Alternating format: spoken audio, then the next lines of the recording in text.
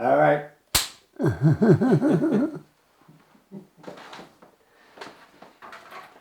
Ask away. Mom, do you have an acute recollection of anyone suggesting that you sell your house and buy a boat? When I went to where? When someone asked you about selling the house and buying a boat, whose idea was that?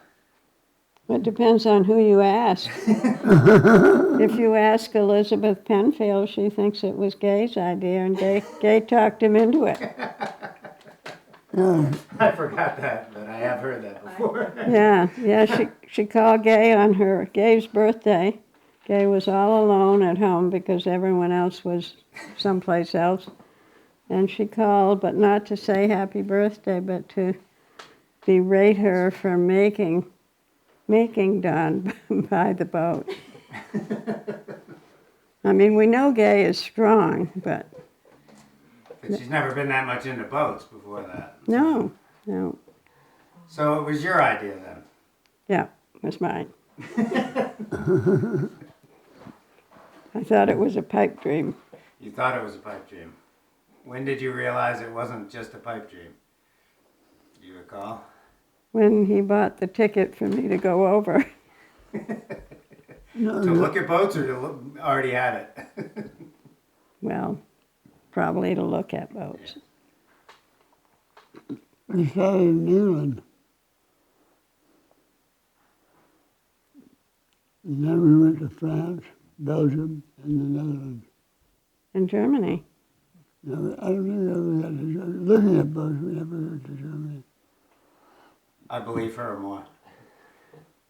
Now, once we saw the part, we realized we could make her work.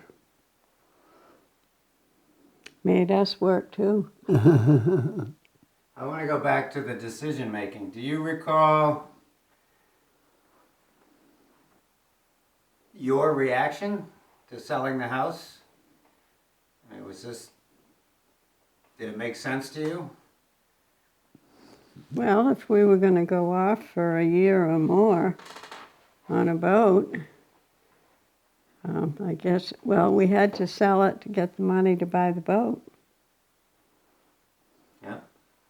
So that made sense. Most of the rest of it didn't, but we just plowed ahead anyways. Well, we know what his mother thought. What did your mother think?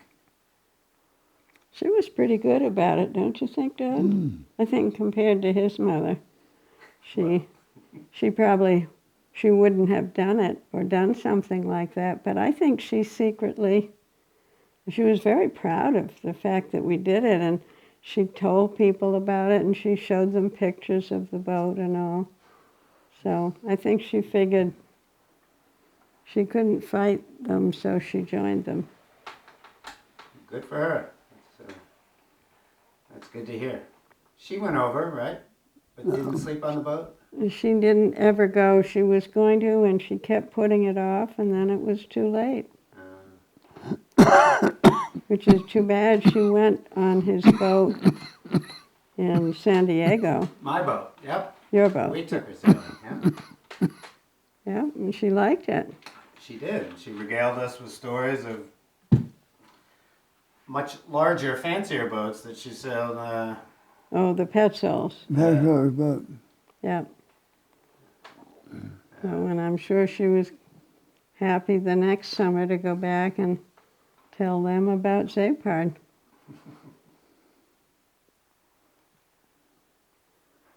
So that worked out pretty well. Did you remember the options? If we didn't buy a boat, what was I going to do? Have a mistress? Maybe. Both of you? Each of you? Yeah. Still be cheaper. Still be cheaper. To each his own.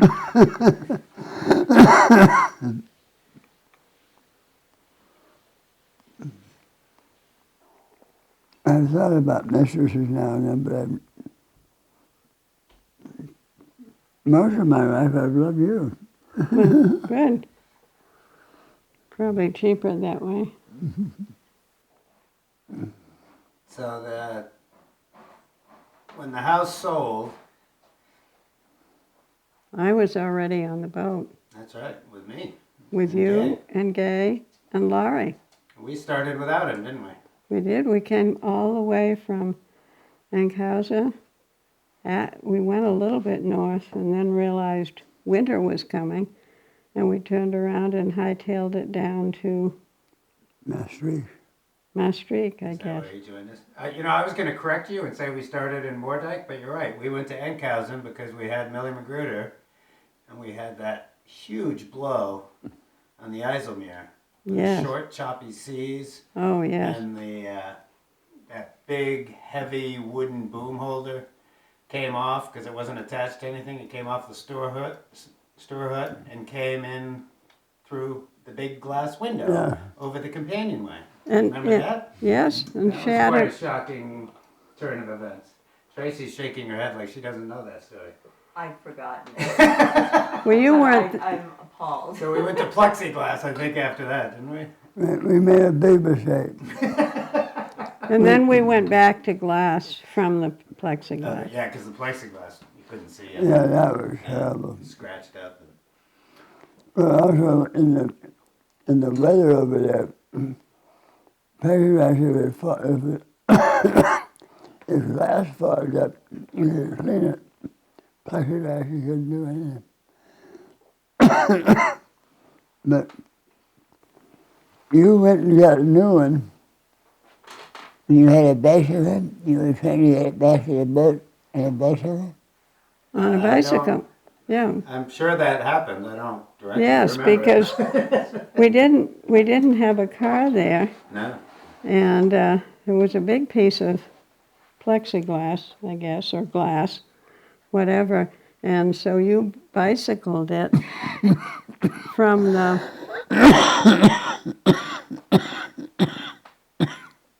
store. It was blowing a gale.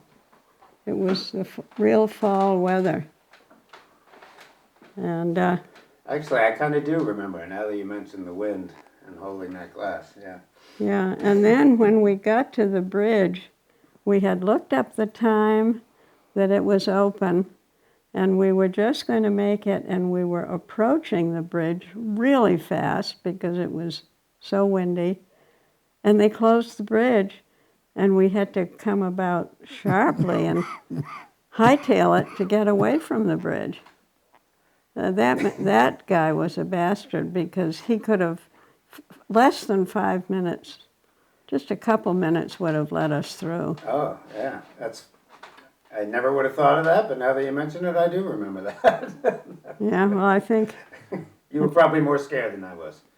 I don't think so. I think we were pretty scared. I mean, it was a disaster waiting to happen, but we got away with it and made the next bridge. Well, I'm guessing Dad wasn't there. Not then. No, I know not then, but also there was a time when we were in one of those locks that went down like 20 feet or something, and we weren't ready. We had tied the lines off, Yes. and Zapard was hanging on those big polypro lines that Yeah. could snap and really take people's legs off and stuff. I mean, she wasn't hanging in the air because they stopped it, but I mean, she was hanging. She was hanging. She was off kilter, not totally in the water, and they had to put the. Does Dad know about that? It should have been in the log, but he may not have read it. It only happened to us a couple of times. Oh, good. That's pretty scary, though. Yeah, Actually, it bent in the rail, it might have. That might have been us. and we had to ultimately have it straightened. Well, then, That was. You can't imagine the pressure that was on those lines, and why they didn't break. Luckily, I mean, the guy stopped the water, obviously, but 40-ton boat. yeah. Well, Did anyone ever get hurt between the boat and the dock or anything? I mean, that's a lot of metal. in 34 years, we had one I was there 3 times. The worst and the scariest was in Paris. Tom? No, one time we were in Paris, tied up between just inside Cité, before Saint Michel, just ahead of where the fireboats were. It was night, and a drunk girl Oh, yeah. jumped off the bridge, or fell off the bridge, into the river, and the sun really flows. And you had prepared to jump in after her and save her. But she washed up. I thought she'd be on the outside of the boat, and she got on the inside, and that 40-ton of boat would have just crushed her head. And I got somebody called the fireboat people, and they came up in a Zodiac, and she was jammed in between the boat, and my back and my feet were out against the wall. I was pushing as hard as I could. And for some reason or other, just the movement of the water changed at some point, and she got free and washed through. But I didn't know she was dead or alive, and they grabbed her and pulled her into the rubber boat as she went downstream. And the next day, I walked down to the fireboat, and they said, no, they got her to the hospital. Her head had not been crushed. She was a mess, all scratched up from the stones. But she was drunk, but fine. I really thought we were... God takes care of drunks and children, right? Yeah. But we've had other little accidents on a boat, but that was the only time. I don't remember anybody ever getting jammed in there. It always worried me, and I always tried to take the precautions so that wouldn't happen. How many times did Tom Holman fall overboard? 3 that I remember. He probably gets the prize. He's probably the only one, isn't he? But Chuck fell over once. Oh, Yeah, that's right. tell. Yeah, I haven't heard that story. You can do the 3 Tom first if you know him Well, quickly. well, I gave Tom a rope, a line, and for some reason I said, pull on this line. It was a blacker tackle. It was doing something, and we were in Scotland. And whatever the name of that town was where we left the boat for the winter. And he pulled real hard, and the rope broke. And he went fishing across over the bow? over the hatches. No, over the hatches. The forward hatch was flushing and was closed. And over the rail into the harbor. Luckily, he likes cold water, right? Yeah, he probably swam the length of the boat.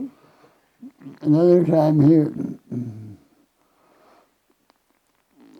was doing something at the back of the boat. I think he was just trying to tie up the dinghy. And he missed and then just pitched over the rail into the harbor. And then another time, this wasn't into the water, but I was painting, I had taken the rear hatch off. So there was that big hole. And I was wiring in the new light underneath, or sanding or varnishing. And I'd put a piece of blanketing over the hole. And I'm sure I said to Tom, don't stand there.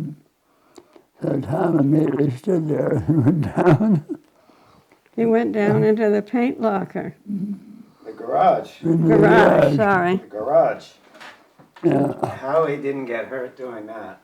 I guess God loves drunks, children, and Tom. Molman. 'Cause he was not drunk, was he? No, he wasn't. He, He got a few scratches. Maybe if he'd been drunk, he wouldn't have gotten any. well, there was another time, I'm trying to remember where it was. What happened to Chuck, Mom? You remember? Yes, we were approaching a place to tie up opposite from the capital city, In what country? Netherlands. Oh, The Hague. Oh, The Hague. The Hague. No, it wasn't The Hague. It was Rotterdam. Rotterdam. Rotterdam. Anyways, there was a park over there, and there was a ferry that went back and forth. And so it was an ideal place to tie up because the kids could run around and even ride bikes and things. And yet we were just a short ferry ride from downtown Rotterdam. But we were coming in to tie up, and Chuck, we were going to throw lines to people on shore, which is normal, and they catch one end and hold it till we get there. Chuck decided he'd be dramatic, and he took the end of the line and heaved it across, and of course it didn't make it across the water and just fell into the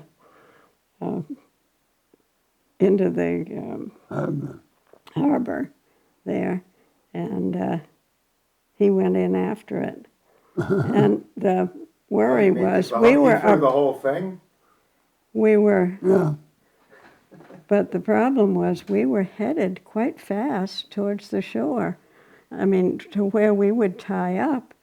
And if we'd gotten there, Chuck he wouldn't have had time to scramble out. Anyways, you were able to put the reverse and slow it down enough, and we got Chuck out, and then we got the So he boat. jumped in on purpose?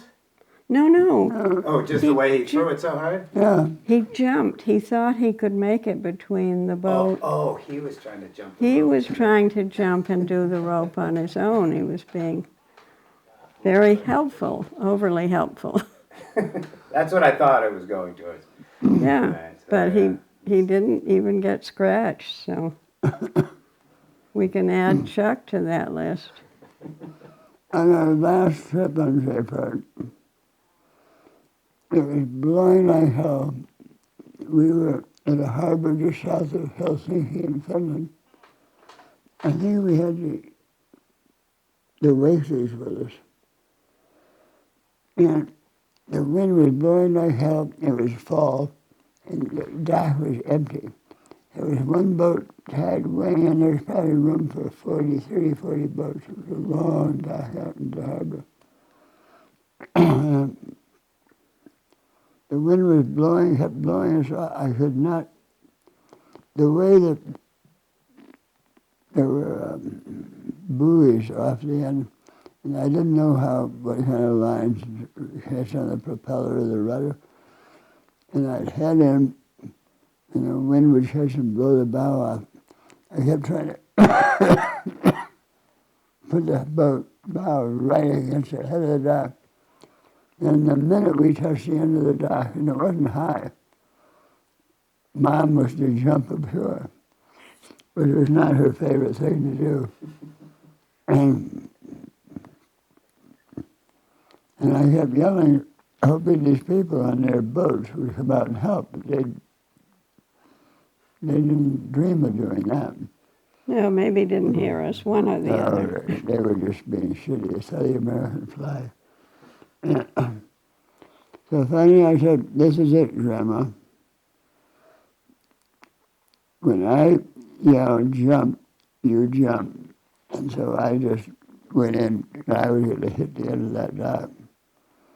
And as I hit it, she was to jump. And there was a big sign that said, like something like, do not tie up here. Yeah. No trespass. So I gave her the gas, brought her in. We hit the end of the dock, jump, Mom, jump. And she did. She leapt onto the dock, and then I looked up, and there she was embracing the sign. She wasn't sure where the hell she was. That was the bravest thing I've ever seen you do. Hmm. Probably the most foolish, too. 'Cause if- After your wedding, but Right. did she have the line with her? Well, I guess they threw it to me. No, I think we probably threw you the line, but that was no problem. Then I could back off and come in, and then Norm threw her the line. But That was a lovely place to tie up.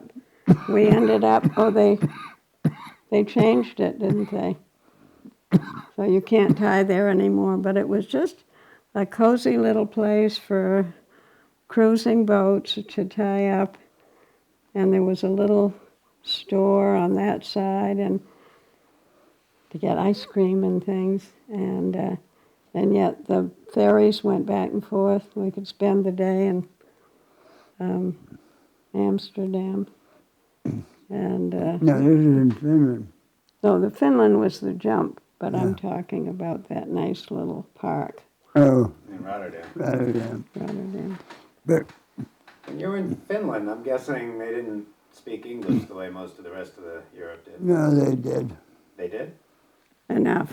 Well, the Finland, when we got to Finland, we obviously didn't speak Finnish, but you come in, there's thousands of islands. And there's German-speaking Finland, there's Finland-speaking Finland, and there's Swedish-speaking Finland. And there's even a little Russian-speaking in the east. And during our trips, we visited all three of them. And, But English was creeping in because yeah, if the youngsters learned English, then they could go to any of these places and get along. They didn't have to learn 4 different languages. but the whole, of the 34 years we were in Europe, the difference, the first year we were there, English was almost non-spoken. But music was coming in, music videos were just starting. TV was getting popular. But the amount of English was just, if we didn't speak the language, we'd have to really work to find people to talk to or answer questions. By the time we left, we could go anywhere in Europe and find people on the street that spoke enough English to answer questions. Tremendous transformation. The computer, TV, movies, all that thing. The older people still didn't, but all the young people did. It was a major cultural change. As long as we're talking about Finland, whose idea was it to go to St. Petersburg? Imagine that. The Almonds were very anxious. Oh, yeah. Well, we were tied up in Stockholm, and where we spent a lot of time. It's still one of my favorite cities in the world. And the Herald, the New York Herald Tribune, published in English and circulated all over Europe. There was an article there that Gorbachev announced that he was opening the ports and opening up Russia to boats, cars, people, tourists, come. I got on my bike and I said, wow. And found out where the Russian embassy, and rode up to the Russian embassy. And stood in line to get into the visa office. And got a guy that spoke English and told him that I wanted a visa to get into St. Petersburg. And he thought I'd lost my mind. Gorbachev announced it. It had not trickled down to all the people. I told him I was sure. I mean, we got into a bit of an argument. I said, go make some phone calls, find out.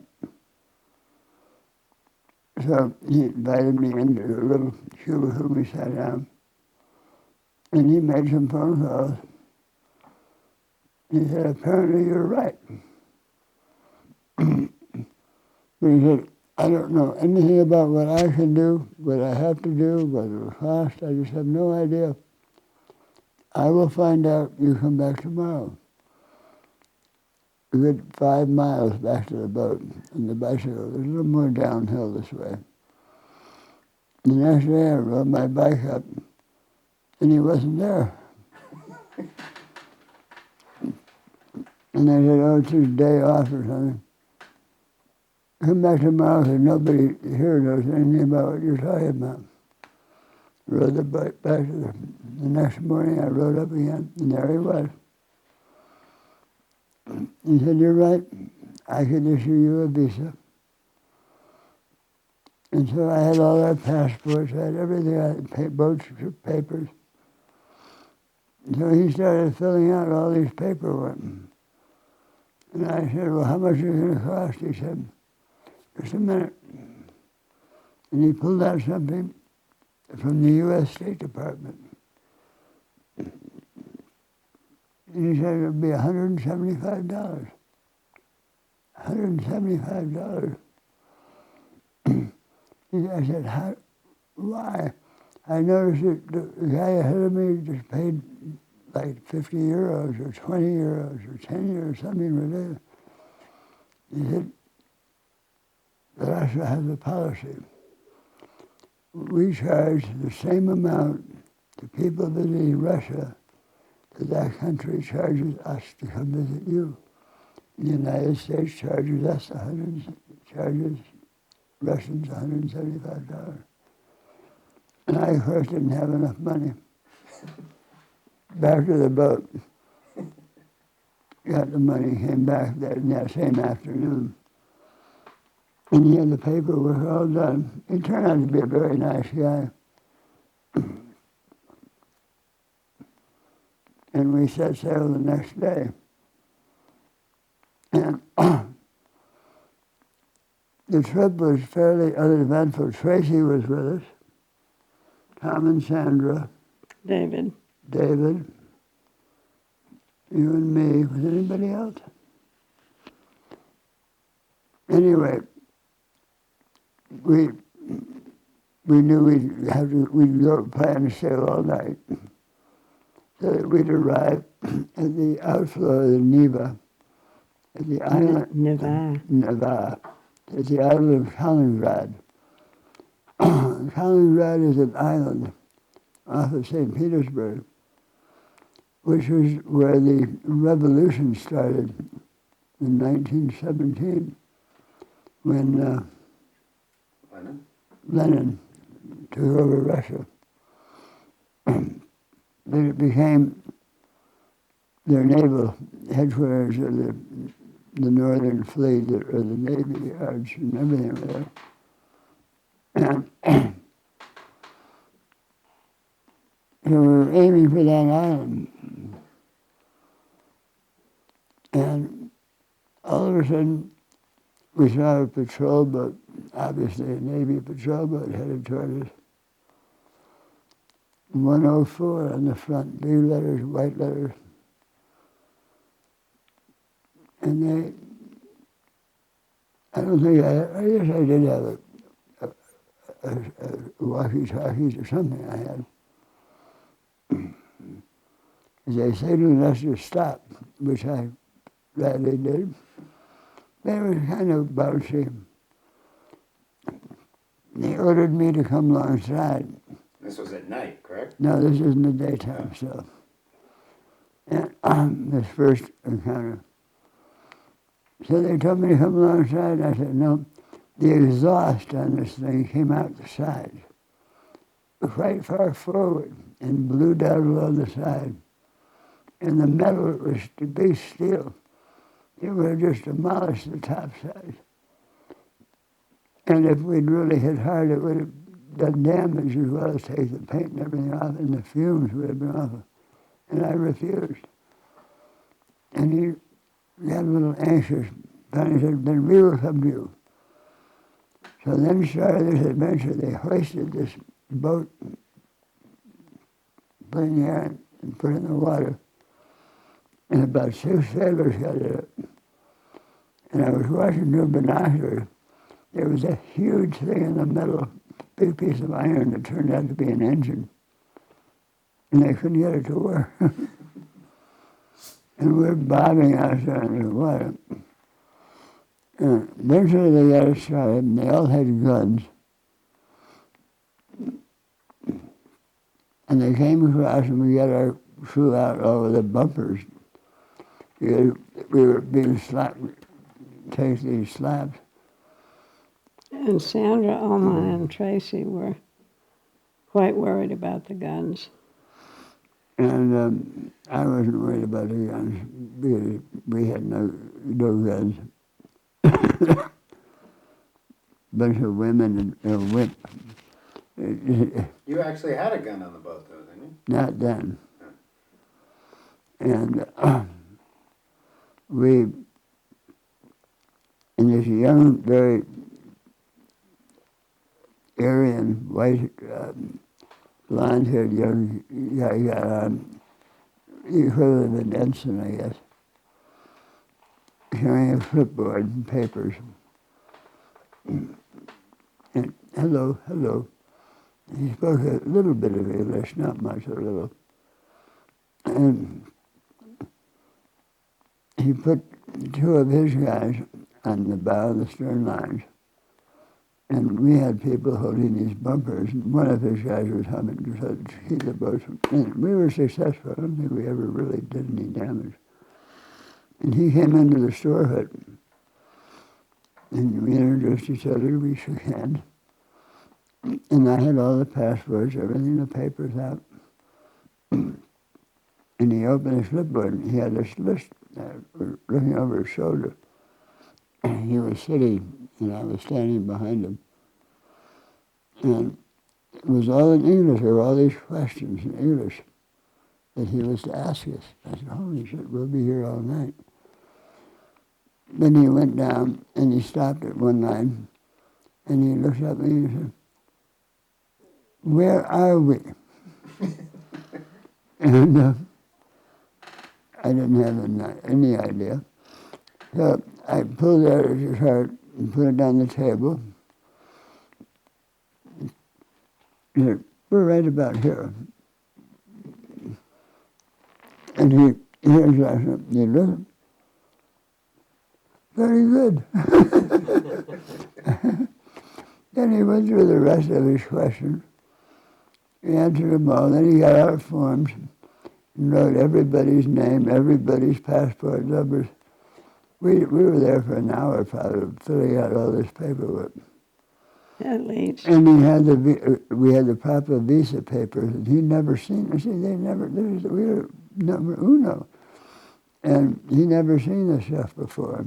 And we didn't have a copy machine on the boat. And I wouldn't let him take it.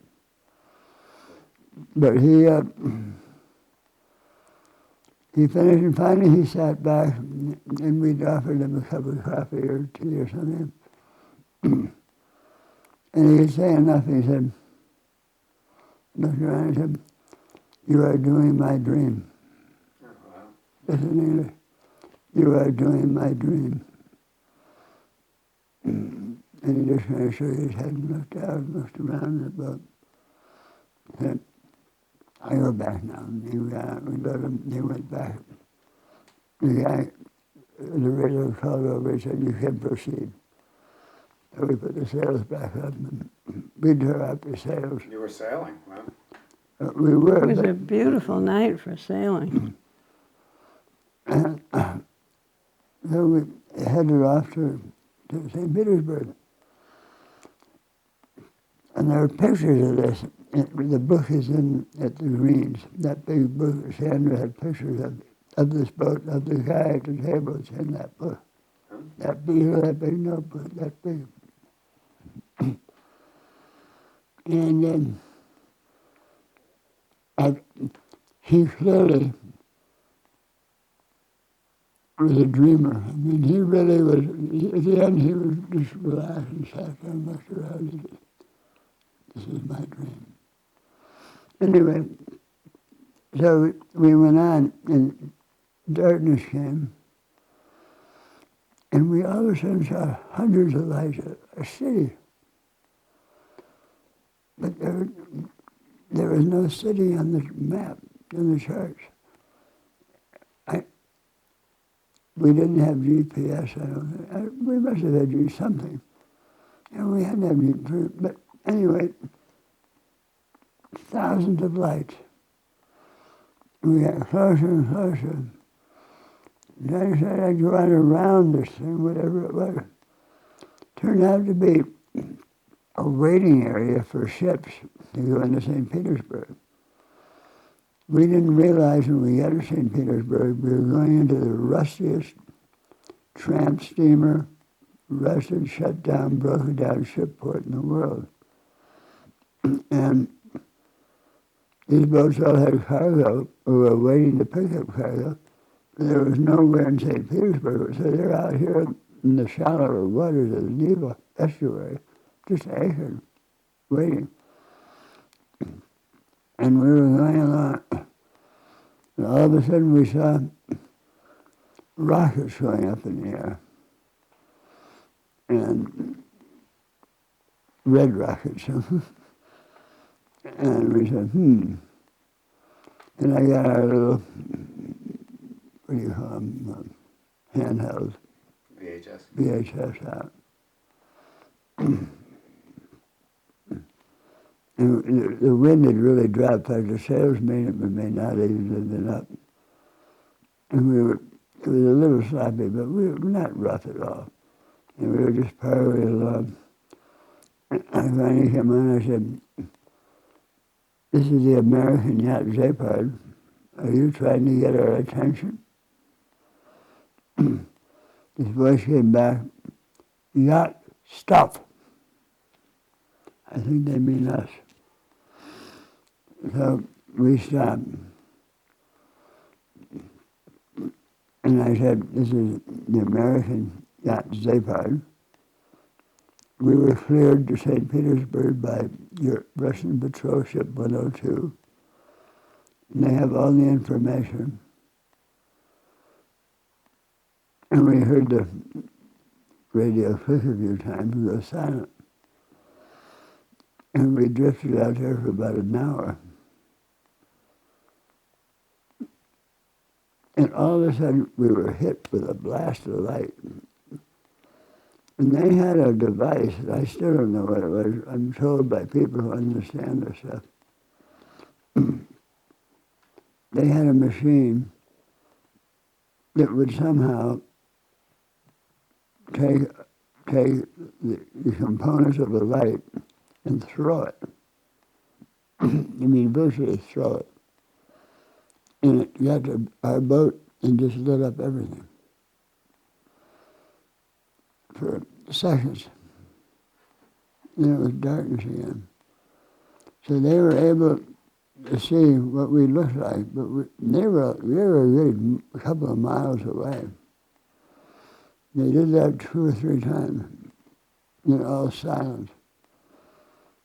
Then I heard clicking on the radio, yacht. This is the yacht Zeppard. Yacht, bye-bye. That's all they said. Yacht, bye-bye. We put it in gear and took on to St. Peter around, there must have been 50 to 60, anyway. We were starting to get light. Big freighters, tankers, everything. Anchored this big anchorage that I thought was a city into Kaliningrad.